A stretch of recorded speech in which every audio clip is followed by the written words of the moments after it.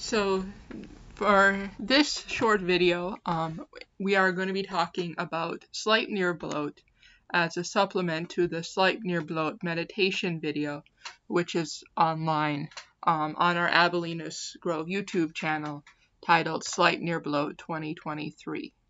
So first of all, who is Sleipnir? Sleipnir is Odin's eight-legged horse in the Norse mythology, Poetic Edda, and other sagas.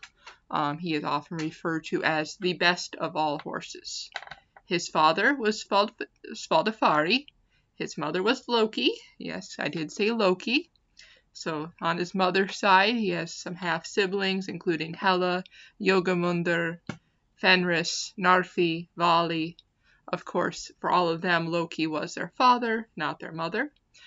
He also has Grani, Sigurd's gray horse.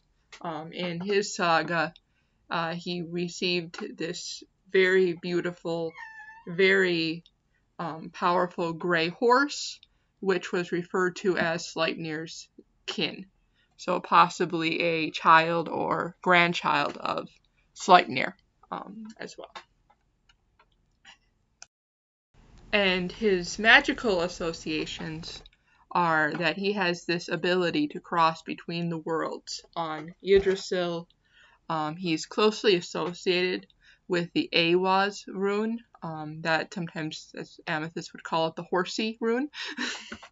And his 8 legs symbolize this concept of speed. He is as fast as 2 horses put together. It's sort of a shamanic or Scyther-like ability to cross between worlds.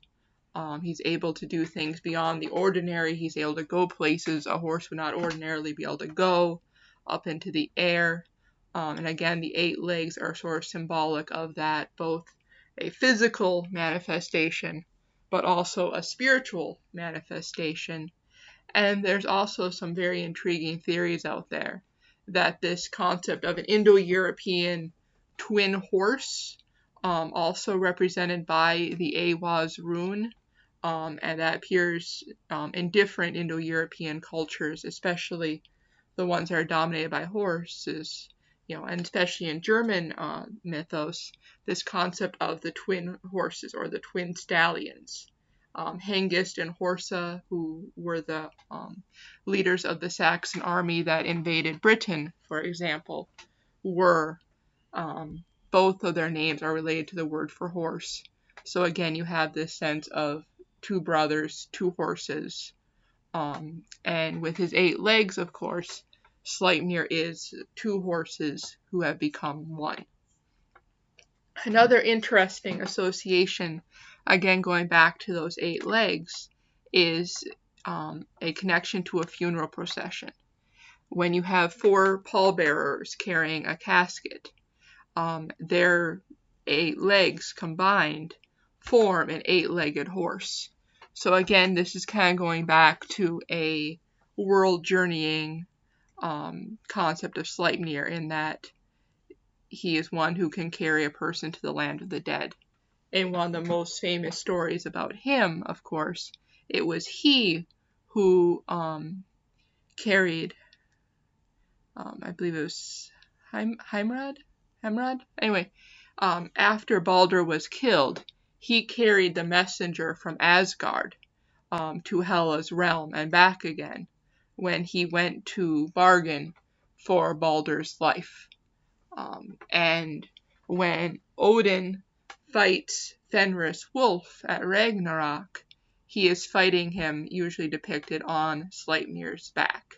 So it's interesting because, of course, like Yogamundr and Fenris, he is a child of Loki, but he stays loyal and stays true to the gods throughout the entire cycle. He doesn't turn from them to the forces of chaos. He continues to fight on behalf of order and the gods of Asgard. Sleipnir Blot is a modern heathen festival that is traditionally celebrated on July 26th to honor Sleipnir. Since I've decided that I'm holding bloats every full moon as part of our full moon drumming, that at Abelina's Grove has been shifted, where Sleipnir bloat is celebrated on the first full moon of August.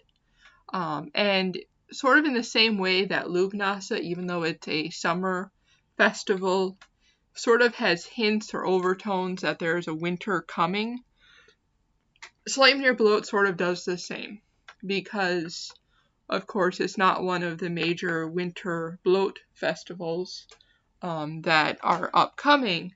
It's still what I call the baby bloats. But again, because Sleipnir has those associations with passing to the underworld,